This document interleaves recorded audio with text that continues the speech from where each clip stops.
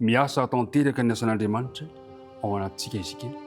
Izay ny aloha hevitra anomboantsika ny herinandro izay anasako anao amin'izao maraina izao.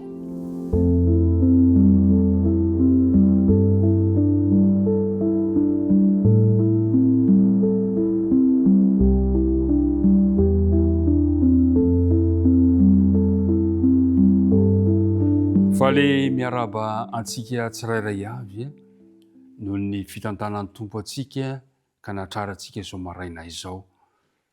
Ny vonoan'ny fahasoavana no matoy izao antsika ary ny famindram-pony no tsy nalandritra antsika ka dia miarahaba tononona mandrakariva amintsika ny fiadanan'ny tompo ho aminao sy ny ankohonanao. Ankehitriny ary dia andeha hiaraka hivavaka isika raha hanomboka indray ny fiaraha-mandinika ny tenin'Andriamanitra. Andriamanitra rainay tsarina izay any an-danitra, misaotranao izahay noho ny fitantananao anay, noho ny fiarovanao anay, noho ny fitiavanao izay atolotra isan'andro amin'ny fiainanay, ka nahatraranay ity maraina vaovao ity. Ankehitriny dia mahatsiaro ny tsy fahatanteranay izahay ka dia mangataka famelan-keloka, mangataka fanadiovana. Koa raha andinika ny teninao kosa dia mangataka ny fanenao masina mba ho hitoetra ty amponay azony mandray tsara izany teny izany mba hitondra soa sy fitahina ho an'ny tsirairay avy. Tononona ny vavaka amin'ny anaran'i Jesosy. Amen. Ry mpiara-midinika namana, amin'ity herinandro ity dia andinika aloha hevitra anankiray isika manao hoe mamirapiratra ao anatin'ny alina.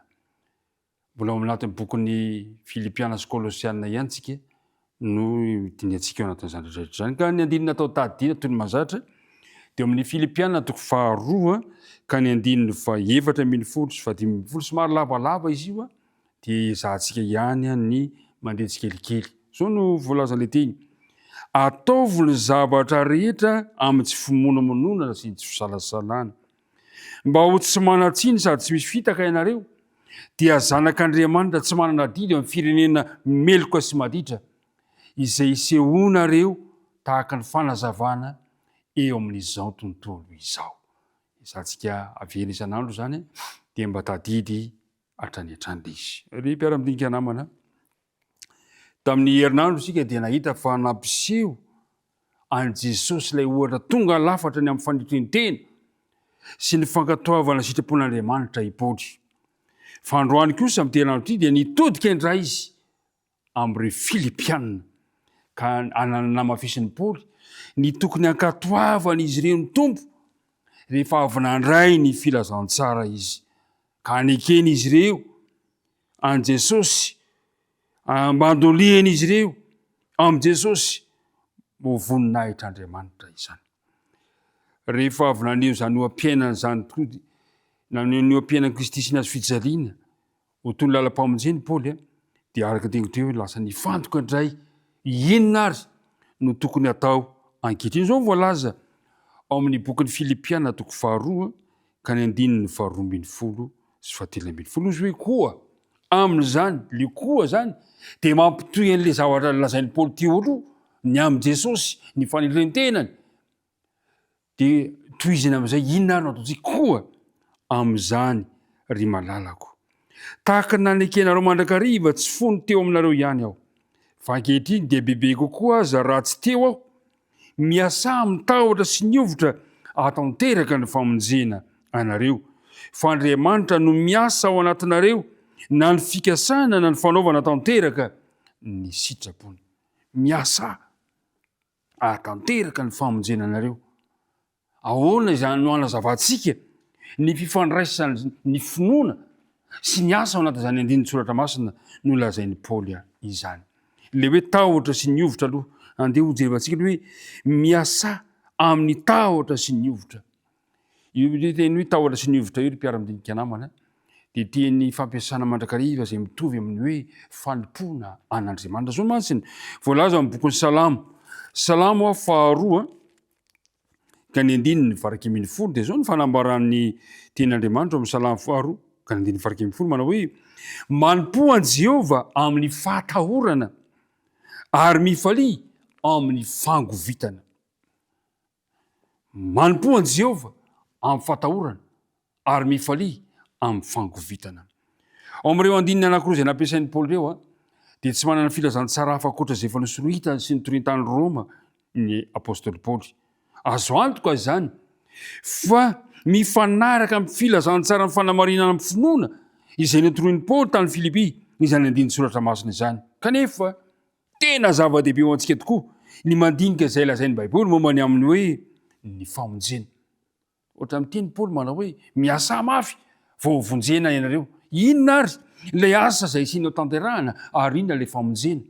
Fantatsika tsara fa i Abrahama nino an'Andriamanitra dia nisaina famarina zany, nanaiky ilay tenin'Andriamanitra, ilay antso i Abrahama dia nandeha izy. Ilay asa eto dia ilay fankatoavana izay isain'Andriamanitra ho tanterahana. Zao mantsy ny voalaza ao amin'ny bokin'ny Romanina toko 7 manahoana ny fomba entin'Andriamanitra mahatanteraka ny famonjena antsika. Zao ny voalaza Romanina toko 7 ka ny andininy 17 sy ny 17 manao hoe fa samy efa nanota izy rehetra ka tsy manana ny voninahitra avy amin'Andriamanitra, nefa hamarinina mahimaimpona amin'ny fahasoavana izy no ny fanavotana izay amin'ny Kristy Jesosy. Dia zao koa voalaza ao amin'ny Romanina toko 7 ka ny andininy 9 manao hoe fa Andriamanitra mampiseho ny fitiavany antsika, fa fony mbola mpanota isika dia maty hamonjy antsika Kristy. Ary eo amin'ny bokin'ny Efesiana toko 2 ka ny andininy 9 dia zao no lazainy manao hoe fa fahasoavana no namonjena anareo amin'ny finoana, ary tsy avy aminareo izany fa fanomezana avy amin'Andriamanitra. Ny andininy 7 tsy avy amin'ny asa fandrao hisy irere. Mazava zany ilay fanambarana. Raha ny teny Paoly manao hoe miasa ahatanteraka ny famonjena anareo, dia te hilaza i Paoly ampitomoy ny finoana, ampitomoy ny asa fanompona an'Andriamanitra amin'ny tahotra sy ny hovitra. Satria eto dia mazava ny teny lazain'ny Paoly fa ny famonjena antsika anie dia avy amin'ny fahasoavana. Fahasoavana no namonjena anareo amin'ny finoana. Ny famonjena dia fanomezana avy amin'Andriamanitra ao amin'ny Kristy Jesosy ilay maty ho antsika. Eny fa na dia ny finoana aza, araka ny voalazan'ny Paoly amin'ny Efesiana teo, na ny finoana aza dia fanomezana. Ry mpiara-midinika namana, tsy salasalana ary fahasan'Andriamanitra ny famonjena.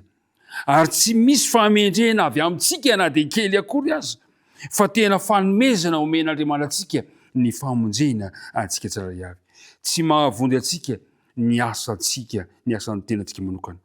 Na izany aza, ny famonjena antsika kosa dia tanterahana amin'ny lalana fahateraham-baovao. Andriamanitra mantsy ny mamorona antsika indray olom-baovao ara-panahy.